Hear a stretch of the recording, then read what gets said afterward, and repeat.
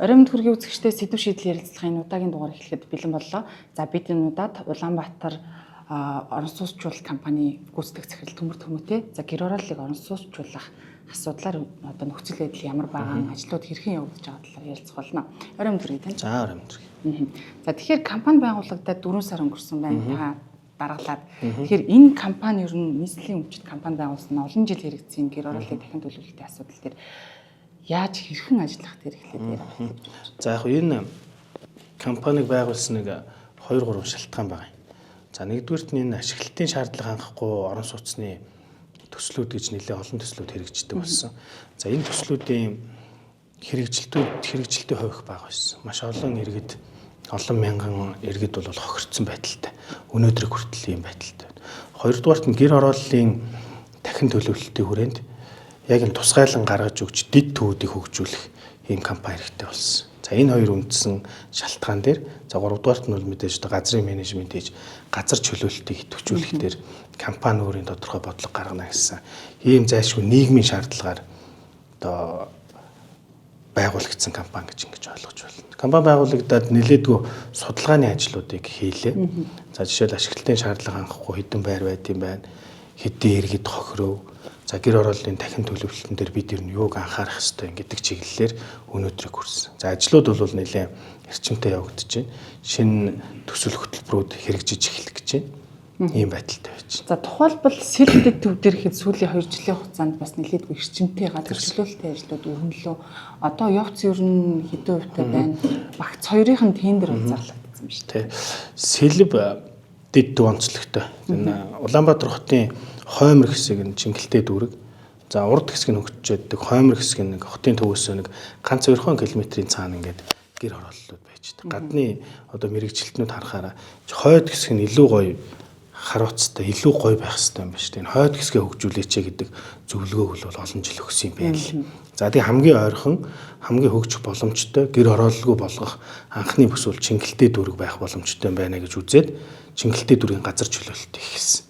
Чингэлтэй дүүрэг дээр 2206 нэгж талбар буюу 158 газар чөлөөлж байгаа. Тэгээ өнөөдрийн байдлаар бол 200 гаруй орчим айлыг чөлөөлж амжааг байна. За энэ айлууд бол мэдээж зам дагсан өөр ингэсэн объекттой тодорхой бид нар харилцаанд бол 100% ойлголцоогүй гэж ойлгож болно. За бусад айлууд бол ихэнх нь өөрсдийн газар чөлөөлсөн мөнгө аваад хашаа байшингаа үнэлээд, хоосон газраа үнэлээд ихэнх нь байр савнд ороод нүүдэл судлаа хийсэн гэж ойлгож байна. За 1-2 дугаар вакцины тендер зарлагдчихсан олон улсын тендер.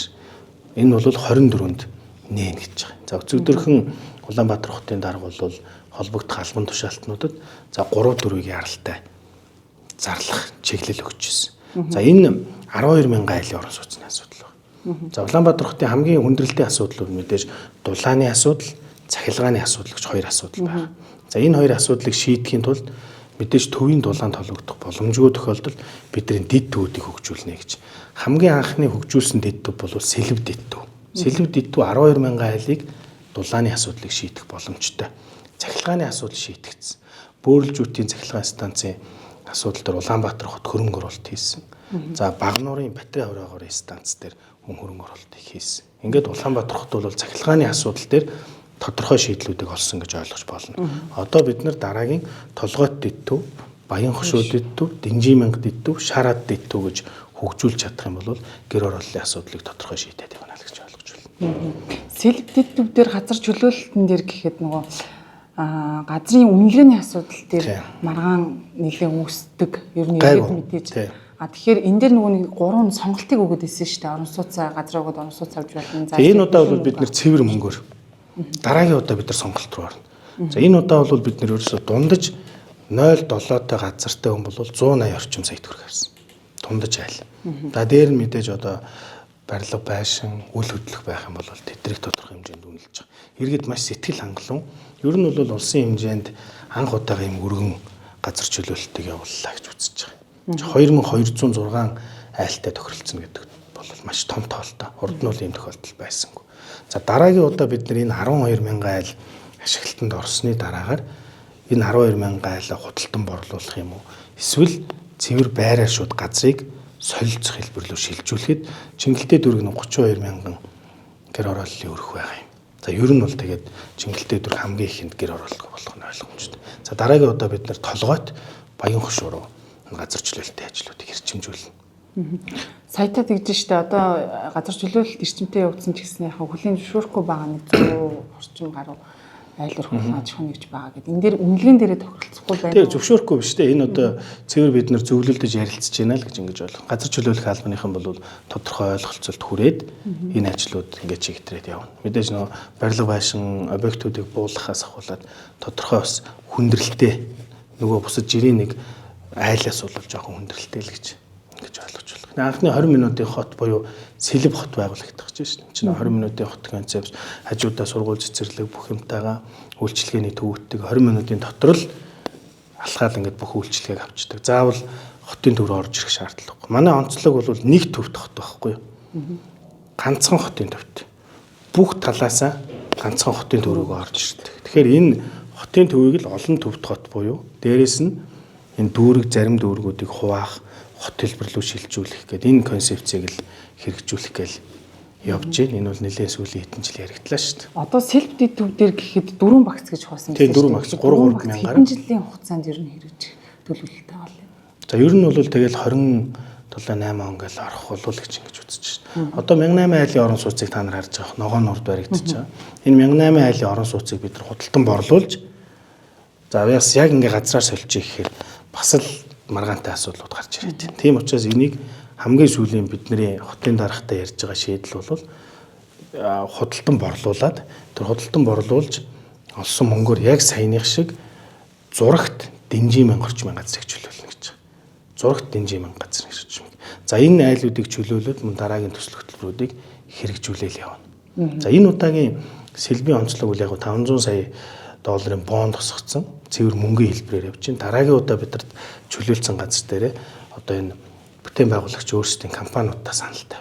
Та нар өөрсдөө энэ барилгыг бариач төр худалдаж авъя. Ипотектэй нь холбооч гэдэг юм. Энэ зах зээлийн хэлбэр рүү бас шилжүүлээ явах нь илүү зөв юм байлаа л гэж ингэж үзэж байгаа. Одоо энэ сэлб дээрх 12,000 айлын орон сууц ашиглалтанд орохоор иргэдийн тухайд нөгөө бидний ипотекийн алдаа нь мэдээж юм уу? Нэг орон сууцтай айл 2 өрөө ч юм уу 3 өрөө байраа томруулахдаа энэ хөтөлбөр хэрэгжиж эхэлсэн алдаа болсон байна. Одоо тэгэхээр энэ яндангийн тог бууруулах чиглэлт тийшээ чинь одоо гэр оролтын ормоор шүү дээ. Тэр энэ чиглэлд бас ипотекийн хөнгөлөлт чөлөөлөл танай компанитай хамаарах уу? Энэ дэр ямар За яг гэр оролтын дахин төлөвлөлтөн дээр нэг сонирхолтой юм байна. Бид нар Гайлын ерхий ганцын даргатай Улаанбаатар хотын дарга зөвлөлдөж засгийн газрын хурлаар ороод дэмжүүлсэн. Энэ бол гэр оролтын дахин төлөвлөлтөнд бүтээн байгуулалт хийж байгаа монголч байна уу, гадныч байна уу, компани барилгын материал чөлөөлөгч гэж байгаа. Машин механизм 100%. Одоо цемент, арматур, машин механизм бүтээн байгуулалт хийх боломжтой хэрэгтэй барилгын материалуудыг 100% чөлөөлнө. Гэхдээ энэ бол зөвхөн тийм гэр оролтын дахин төлөвлөлтөн дээр л хамаарна гэж байгаа. За энэ сэлб бол жишг болоод явчвал бид нар араас энэ толгойт дидвийн одоо хөгжүүлэх ажлыг манай компани авсан. Энэ дээр бид нар мэдээж хагаал газар чөлөөлнө, нөгөө дид төвөө өргөжүүлнэ. Сэлб дид төвөө ингээд өцгтөр сошь өнөөдөр ингээд ганц 2 хоногийн дотор, ганц 2 жилийн дотор сэлб дид төв болчихж байгаа юм ерөөсөө биш байхгүй. Энэ сэлб станцыг чинь ADB Азийн хөгжлийн банкны одоо төсөл хөтөлбөр хэрэгжүүл сүүлийн 10 жил хөгжүүллээ шүү дээ. Ерөөсөө эдийн засгийн асуудал байгаа, мөнгөний асуудал байгаа юм билээ. Гэр оролт дээр бол мөнгөгүй л юу ч хийж чадахгүй. Манай компани том сүржин нэртэй байж чадахгүй. Бас хичнээн хэмжээний маш их хөрөнгө мөнгө шаарддаг гэсэн үг. За дээрэс нь манай компани дээр бол одоо хамгийн тулгарч байгаа асуудал сэлбэл яг ингэ явчихна. Хамгийн тулгарч байгаа асуудал энэ хотын төвд байдаг ашиглалтын шаардлага анхахгүй болсон, газар хөдлөлтөнд төсвөргүй, амьдрах орчин гэр орооллоос ч тогтохгүй энэ хуучны барилгуудын асуудал. Энэ барилгуудыг цэгцлэх ажил одоо яг манай дээр явагдаж байна. Энэ 7 хоногт бид нар сонгон шалгаруулалтуудыг зарлаж энэ хуучны барилгуудыг нурааж Монголын одоо өөрсдийн бүтээн байгуулагч санхүү мөнгөний боломжтой тэр компаниудад боломж олгоно. Энэ дээр гэхэд маш их хохирсон иргэд байдаг шүү дээ. Тэгэхээр энэ судалгаа хийсэн гэдээ тариулсан. Тэгэхээр одоо ер нь хичнээн барилга ашиглалтын шаардлага хангахгүй байна хохирогчтой. Одоогийн байдлаар 58 төсөл арга хэмжээ байна шүү дээ. Зөвхөн манай дээр 58 орон сууцыг бид нар эхний ээлжинд буулгаж тодорхой төвшингийн зааж шинээр барилгажуулах шаардлагатай. Нэг асуудал байдаг. Одоо жишээлбэл хотын төвд 40 мянгатын хуучны нэг байрыг бид нар буулгаад тэнд 16 давхар барьж болохгүй байгаа. хотын өнгө үзмж стандарт энэ барилга гэдэг чинь ингээд хэдэн 100 жилээр үлдэнэ. Бид нар одоо маш хариуцлагатайгаар нэг стандарт гаргаж жишээлбэл энэ хотын төвийн их тайвны өргөнжлөлөөг хэрхэн тогтжуулах юм. Ямар байдлаар хийх юм. Яг өцөгдөрхөн Улаанбаатар хотын дарга бид нар яриад за хэрвээ энэ өндөржилтийг бид нар Монголын архитектурын холбоотой ярилцъя. Мэргэжлийн байгууллагуудын зөвлөгөө хий. Яг хотын төвийн 40-50 мянгаттай холбоотой ер нь бусад төвийн байршлууд дээр бол нэг стандарт тогтоож гаргая. За үүн дээр Орсын компани дээр хэрвээ мэдээж ашиггүй байна. 4 давхар байрыг буулгаад 8 давхар байшин барихад бол ашиг олохгүй.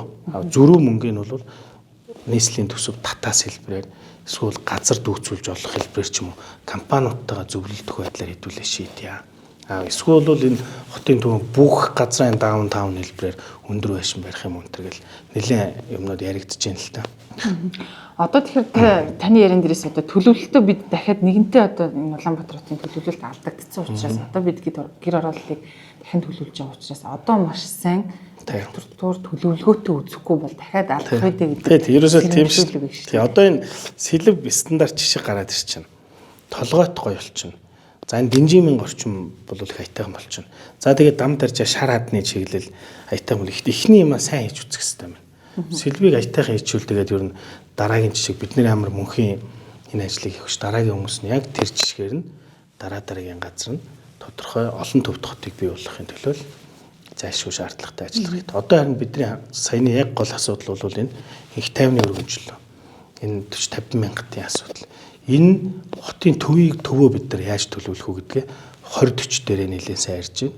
Бодлогын бичиг баримт, урт хугацааны төлөвлөгөө анх удаага бид нар боловсруулж батлуулах гэж байна. 20-40-ыг бол маш олон мэрэгжлийн хүмүүс орж ажилласан гэж ингэж үзэж байгаа. Одоо их хурлын чуулганаар орно. Дээрээс нь 20-40 батлагдсны араас бид нар хэсэгчилсэн ерөнхий төлөвлөгөө гэж байдаг. Хэсэгчилсэн ерөнхий төлөвлөгөө. Бага тойр орчмыг, их тойр орчмыг за ингээд яг хороол орчмоор нь бид нар хэсэгчилсэн ерөнхий төлөвлөгөө гаргах. Ингээд тодорхой хуулинд заагаад өгчхөөр дурын одоо жишээлбэл төмөр төмөө 40 мянгатад 20 давхар байшин барих боломжгүй болчихно. Энэ бол ингээд хэдэн 100 жил үлдэх асуудал учраас бид нар бол маш хариуцлагатай хандах хэрэгтэй байна гэдэг үгнээс нэлээд мэрэгжлийн байдлаар үзэж байна. Хохирсон иргэдийн асуудал дээр нэлээд ажиллаж байна. Маш амаргүй хүнд байна. Жишээлбэл төр оролцохгүйгээр компани иргэн хоёр хоорондоо гэрээ хийчихдэг. За танай байшин буулгах чи танд удахгүй юм байш үг нөх. Тэгээ компани өөрөө алах болчихдог. За хот өөрөө тухай заримдаа батламжилж ирсэн. Ганц хоёрхон компани бүгдийг нөхцсөн.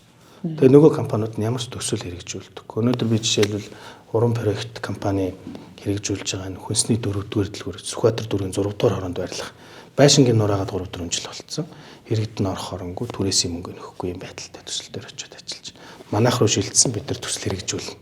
Гэвчлээ одоо ингээд өнгөрсөн байгаа алдаануудыг бид залруулахын төлөө ажиллаж байна. Энэ бол маш их ажил байна. Одоо иргэд тэр компаниуд хариуцлага хүлээх ер нь нийслэл тэрний араас явах болов. Явна. Одоо би жишээлбэл хууль хяналтын байгууллага тодорхой компаниудыг өгнө. Батламж авчаад нэгч төсөл хэрэгжүүлээгүй компаниуд байна. Тэрийгэ зарахгаа явж идэг. Энэ бол бодит.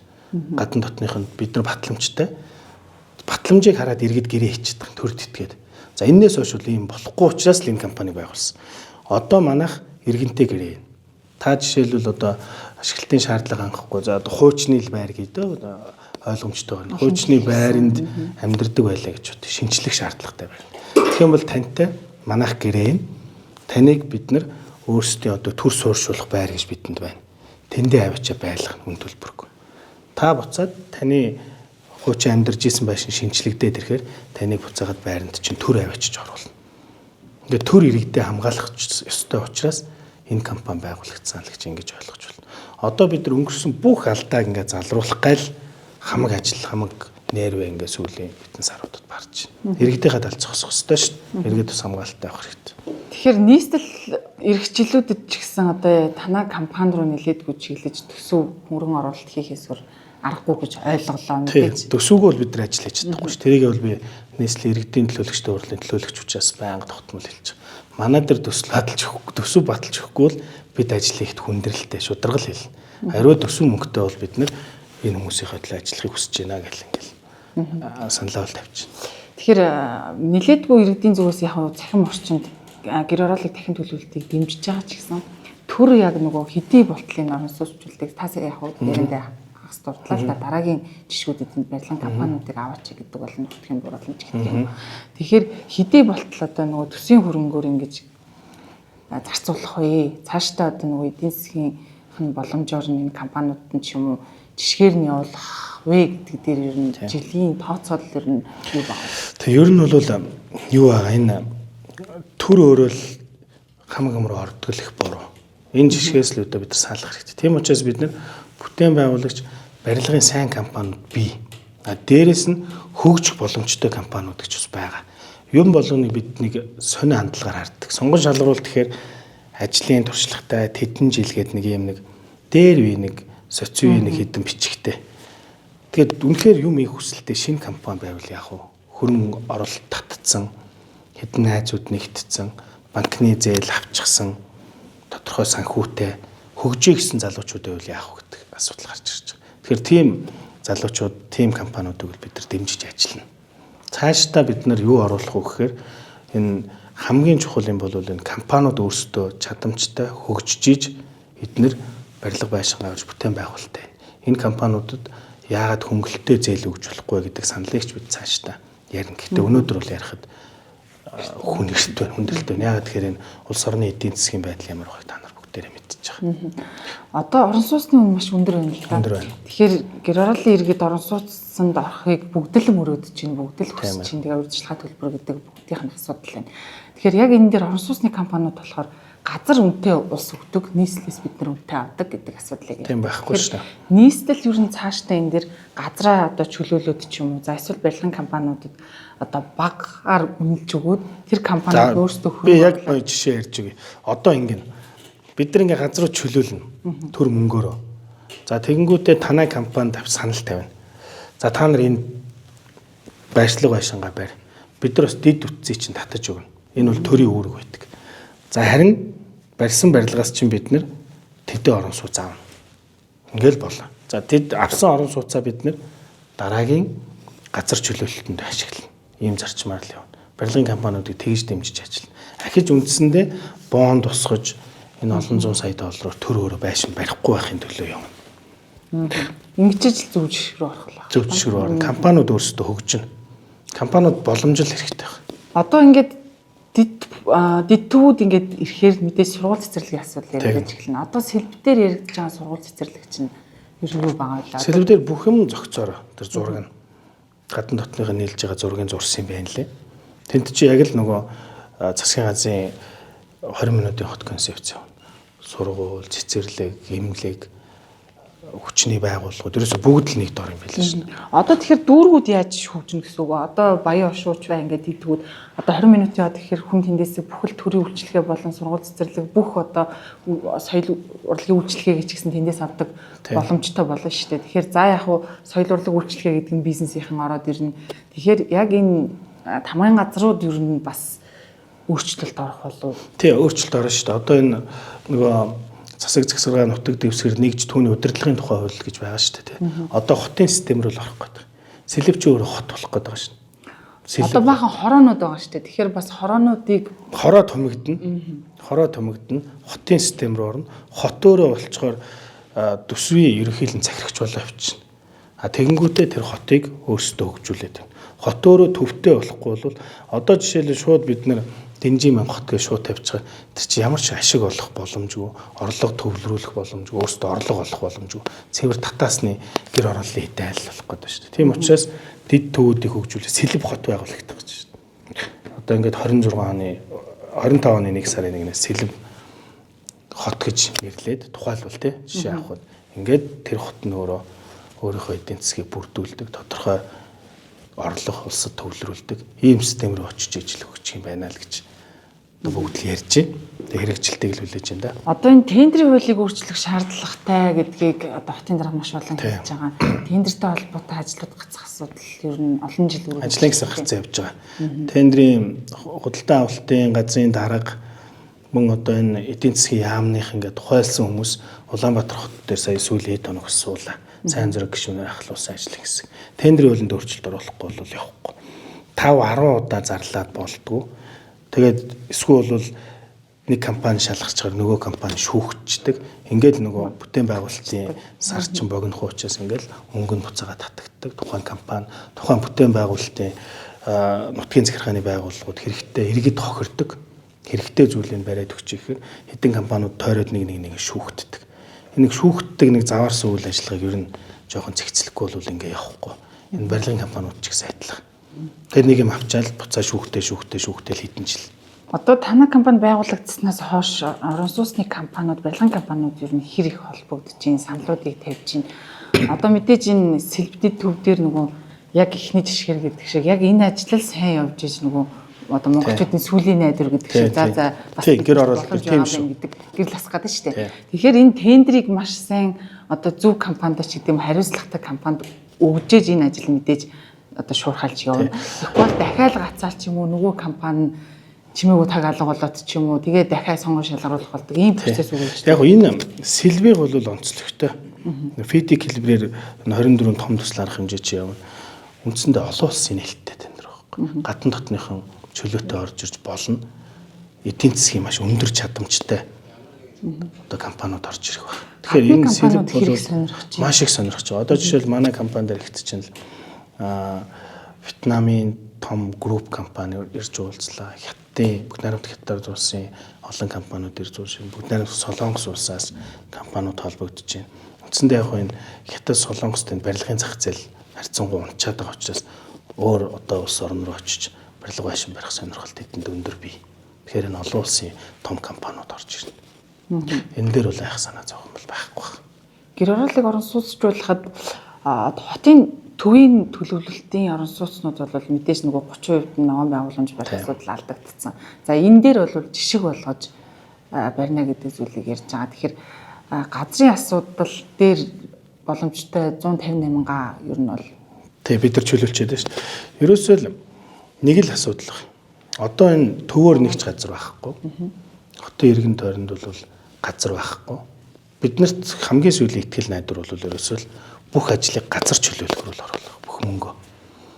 Газар чөлөөлөх газартай болчвол бид нар дэд бүтцээ татна. Дэд төвөдөө хөгжүүлнэ. За ингэснээр компаниуд орж ирж бүтээн байгуулалт хийнэ. Бүтээн байгуулалт хийсэн компаниудад бас бид нар тодорхой газар дэд бүтцтэй таарсан багахан метр квадратыг авна. Энийг төр өөрөө аваад дараагийн иргэнд л өгнө. Төр ямар нэг ашиг харахгүй. Дэд бүтцийн зардлыг бол бид 100% мэдээж төр хийх учраас төсөв мөнгө дээрээ тавиал явна. Төсөв мөнгө л хэрэгтэй.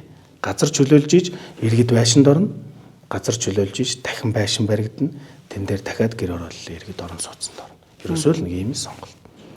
Одоо нийслэлийн орон сууцны корпорацтай таних хэрхэн уялдаа холбоотой. Тийм бид нар уялдаа холбоотой ажиллаж байна. Маш олон жил үйл ажиллагаа явууллаа. Тэгээд маш одоо мууч нэртэй байдаг, сайн ч хийсэн ажил байдаг. Тэгэхээр цаашдаа нөгөө цогцоороо хамтарч уялдаа холбоотой ажиллахгүй бол баахан корпорац байгуулаад одоо бас үндэсний орон сууцчлалын корпорац гэж бас тийм байхгүй юм. Носкийн ялгаа бол ийм байна. Одоо бид нар 18 айлын орон сууцыг носкод өгж худалдан борлуулах эрхийг өгөх гэж байна. За дээрэс нь носк дээр бид нар тухайн боломжит байрнууд дээр түрээслээд өмчлөх орон сууцны асуудлыг носк дээр явуулна. Манай компани бол төлөвлөлтийн ажлыг хийнэ. Дээрэс нь энэ газар чөлөөлөлт дээр бид нар тодорхой оролцсон. Дээрэс нь энэ ашиглалтын шаардлага хангахгүй байгаа энэ хотын хөнгө үзэмжинд муу байгаа барилгуудыг бид нурааж шинэ төсөл хөтөлбөр үндэсний компаниудад боломж олгож одоо байшин барилгыг бариулна. Энэгээр л ялгаатай. Носк бол үндсэн ажиллаа хийнэ. Гэхдээ одоо байрны үрэлцээ түрээслээд өмчлөх орон сууцны ажил бол тодорхой хэмжээнд гаццсан байж байна. 2 жилийн өмнө 50 тэрбум төгрөгийн дотоодын бонд гаргаж бид нар 500 гаруй айлыг тухайлбал урьдчилгаагүйгээр 120 сая төгрөгөнд багтах байрыг нийгмийн одоо тусгай чиг үүргийн байгууллагын хүмүүст ковидтэй холбоотойгоор өгч ирсэн. Тухайд би носкын туусын дараа ажиллаж ирсэн. Тэгэхээр носктой уялдаа холбоотой ажиллана гэж болголоо. Ямар ч эргэлзээ авахгүй. Бид нар бол ерөөсөө л нэг тэрэгний 2 дугуйл гэсэн үг. Ингээд өөр өөрийнхөө ямиг л нөхөөл хийгээ явчихна. Энэ бүх чиглэл носк дээр байхаар носк хүчин чадлаа дийлж ажиллаж чадахгүй байгаа юм. Тэгэхээр носкын тэр ажиллааг бид нар энэ ажиллаа яа л гэж. Насжилтанд дууссан орон сууцсан дээр гэхэд нөгөө яг хамгийн сүүлийн үед одоо нөгөө газар хөдлөлттэй холбоотой асуудлаар иргэд нэлээд сандардаг болсон шүү дээ. сүүлийн үед баригдсан гэлтгүүл одоо манай байр ер нь хэр байгаа юм болоо гэдэг дээрээ. Тэгэхээр цаашдаа бас энэ зөвхөн хохирсон иргэд гэхгүй насжилт гэхгүйгээр ер нь Улаанбаатар хотын энэ орон сууцнууд хэр баталгаатай байна. Норматив гэдэг дээр ер нь ажиллах боломж байгаа юу? Чигүүрэг бол танах биш юм байна. Тий. Ер нь бол яг юу юм бэ лээ. Одоо энэ комиссийн асуудал яригдтыг. Жишээлбэл шинэ байр ашиглалтанд орчоод нэг хэдхэн жилийн дараа гэхэд нэг хуучин байр шиг юм болчиход байна шин. Одоо энэ Улаанбаатар хотын комиссийг одоо үнэхээр хариуцлагатай та нар ажиллаач гэж. Үндсэндээ бол тэгэл комиссийн үе үеийн дарга нар хууль хяналтын байгууллагаар шалгагдаад шорон оронд орох нь ороод л явдаг. Тэгэхээр эдгээр бол цаана тодорхой эрх ашиг байна. Дээрээс нь муу барилга хүлээж авч байна. Тодорхой стандартыг мөрдүүлж сайн чанартай барилга байшин авчил иргэдэд аюулгүй байлгахыг бол төрөөр хариуцж байгаа учраас үүн дээр бол хотын дээр гонцгой анхааруулга өгч байгаа. Одоо энэ насжилтын тусанд барилгыг нураах дээр манайх туршлага ер нь хэр байгаа вэ? Одоо энэ дүнжин гарын барилга дээр гэхэд манад туршлага бол баггүй. За ямар компаниуд орж ирэх вэ гэдэг дээр бас тендер зарлаад ингэж явж байна. Тэгэхээр тэр нэг 3-4 давхар байшин нураачих асуудал бол Монголд асуудал биш ш нураагаал явж шин. Яг энэ өндөр барилга дээр бол өндөр барилга дээр одоохондоо туршлага бол байхгүй байх. Бид нар өндөр барилга нурааж үзээгүй шин. 16 давхар барилга нурааж үзээгүй. Одоо энэ хохирсон иргэдтэй өнөөдөр тавалцлаа л да. Тэгэхээр хохирсон иргэдийн зүгээс танай компаниас яг ямар зүйлүүдийг хүсэж байна? За нэг 2-3 зүйл хүссэн. Манайх их ойлгомжтой. За нэгдүгürt манайхтай гэрээ байх бол төр. Манайх бол нийслэлийн өмчт компани. Хоёрдугаарт нь байшингаасаа гараад манай төр суурьшуулах байранд байна. Гуравдугаарт нь буцаад баталгаатай байранд орё л гэж юм 3 хүсэл иргэнд байдаг. Энэ хүслийг хангуулахын дунд манай компани ажиллана. Бизнесийн компани биш манайх бол. Эргээд тэр иргэн байранд орж чадахгүй байх юм бол төр хариуцсан. Очих газартай байхгүй. Тэгэхээр соёлын компаниуд ч нүг алга болчихж байна. Эсвэл захирлаа солиод эсвэл ингээд хайцсан мэддэхгүй. Гадагш оддогш зугаалаа алга болчихж байгаа. Одоо энэ барилгын компаниуд дээр харж ихсаалт гэдэг зүйл яригдчихсэн. Одоо энэ дээр хэрхэн харж ихсаалт гаргана. Өчигдөр хотын даргатай зөвлөсөн. Яг ийм хариуцлагагүй олон төсөл хөтөлбөр авсан нэг ч төсөл хэрэгжүүлээгүй ямар зорилгоор авсан тодорхойгүй нөхдүүдтэй бол харж ихсаалтанд оруулна. Дээрээс нь энэ нөхдүүдэд зөвшөөрөл өгсөн хүмүүсийг хууль хяналтын байгууллагад бий өгнө. Яагаад энэ олон компани байхад өнөөдрийн миний яриад байгаа нэг 2-3 компани бүгдийг хувааж өгчөөд нөгөөдөл нь ямар ч ажил хийгээгүй, ямар ч хариуцлагагүй төрийг буруутгаад иргэдэд гудамд гаргацсан. Тэр гудамд гарцсан явж байгаад амьдрах байргүй гадаа хонжоод хөлдөөд хүлээг энэ асуудлыг хэн хүлээх вэ? Өнөөдрийн барилга дээр ихэд байшингаа хүлээж байгаа 5 жилийн дотор 7 хүн бурхан болсон байна. Өчигдөр 100 гаруй хүнтэй хотын дарга битээр уулзсан. Тэрэн дээр маш олон хүмүүс зөвхөн байрандаа орно гэж хүлээж байгаад бурхны оронд зорьсон хүмүүс байна. Нэгдүгээр тэр бурхны оронд зорж байгаа хүмүүс магадгүй сэтгэл санааны дарамтанд ороод байр байшинд орж чадахгүй хямраад одоо үнэхээр амь насны ирсэж байгааг үүсэхгүй шүү дээ. Тэгэхээр энэ бол айгүй том эрсдэлтэй асуудал. 10 жил айлын кармаа өрөөгөр явж байгаа хүмүүс ч гэл байдаг юм лээ. Бидний урилгыг хүлээж авсан танд баярлалаа. За баярлалаа. За сэдв шийдэл ярилцлагын энэ удаагийн дугаарт за Улаанбаатар орон сууцчлалын компани гүйцэтгэх захирал Төмөр Төмөө оролцлоо. За сэлбэдэд төв болон гэр ороолын орон сууцчлалын нөхцөл байдал ажил хэрхэн явагдаж байгаа талаар